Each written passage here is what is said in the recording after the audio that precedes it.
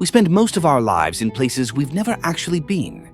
Not cities or countries, but imagined catastrophes, unspoken fears, conflicts that haven't happened, failures that may never arrive. Seneca, the Stoic philosopher, once wrote, "We suffer more often in imagination than in reality." He didn't say sometimes, he said more often, meaning most of our suffering is self-generated. Phantom wounds, shadows cast on walls by fires we built ourselves.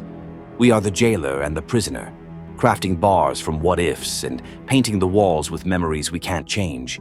It's not the future that torments us. It's our imagination of it. Think about how often you've lived 1,000 versions of a single bad moment before it ever arrived. The awkward conversation, the failed dream, the breakup, the rejection that plays on repeat. And when the moment finally comes, if it ever does, it's rarely as bad as we feared. Yet we've already bled from the wounds of an enemy that never attacked. This is the unseen prison, and most people never escape. But the Stoics knew how. Not by controlling the world, but by disciplining the mind. Fear without cause.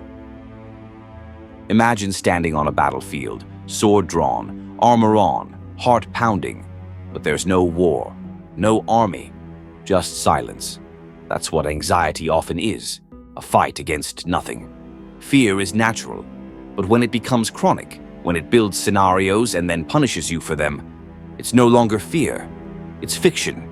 The Stoics believed that much of our pain comes not from events, but from our interpretations. It's not what happens that hurts us most, it's what we think it means. You lose your job, that's a fact, but believing it means you're worthless, that's imagination, that's suffering added to reality. Epictetus said, "Men are disturbed not by things, but by the view they take of them."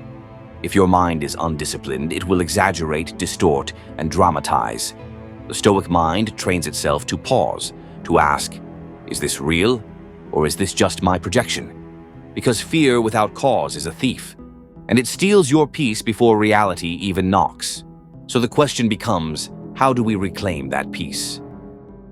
The Inner Citadel. The Stoics spoke often of the Inner Citadel, a fortress within, untouched by fate, fortune, or fear. Marcus Aurelius wrote, "The soul becomes dyed with the color of its thoughts." So if your thoughts are panic, your world will be panic. If your thoughts are grounded, your world will be too, even if chaos surrounds you. This is not denial, it's discipline. The Inner Citadel is not a fantasy where nothing goes wrong. It's a mental posture where you remain unshaken when it does. But building this citadel isn't easy. It means watching your thoughts like a hawk. You ask, is this event within my control?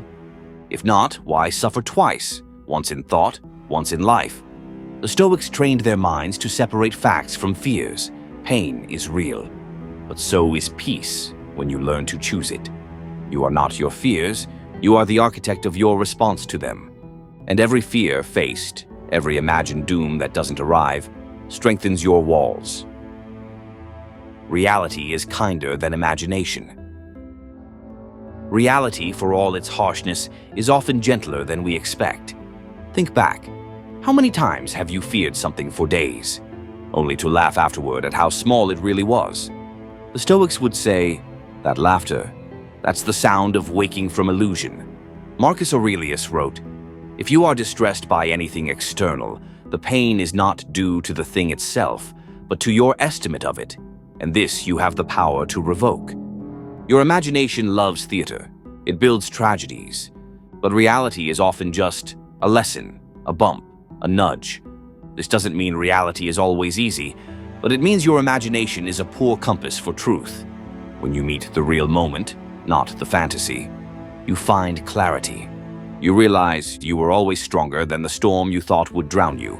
So the path is not to flee fear, but to meet it and walk through. Practicing present-mindedness. Stoicism is not about suppressing emotion. It's about mastering attention. You don't defeat fear with force. You starve it by returning to the present.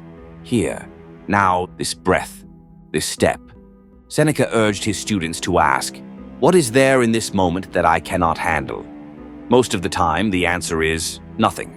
The moment is bearable. It's the movie in our mind that makes it monstrous. The Stoics practiced daily presence, walking slowly, eating mindfully, writing journals, reflecting on death, not to be grim, but to awaken, to remind themselves, this is what's real. No past, no imagined future, just this. And that practice, moment by moment, reclaims the life that fear tries to steal.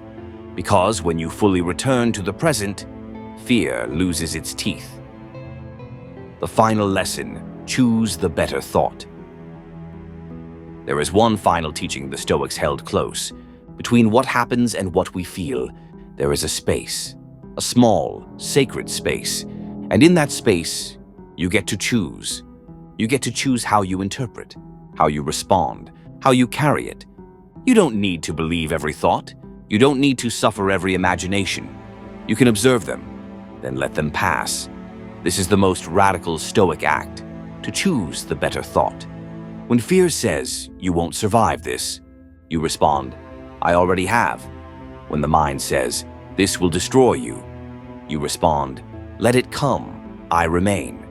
Not with bravado, but with calm. The calm of someone who knows that pain may be real, but suffering is optional. Seneca was right. We suffer more in imagination than in reality. But once you see this, truly see it, you are free. Free to meet life as it is, not as fear paints it, to act, not to panic, to stand, not to tremble. So the next time your mind spins its anxious tales, pause, return, and ask, is this real? Or is this just imagination dressed as truth? And if it's not real, let it go.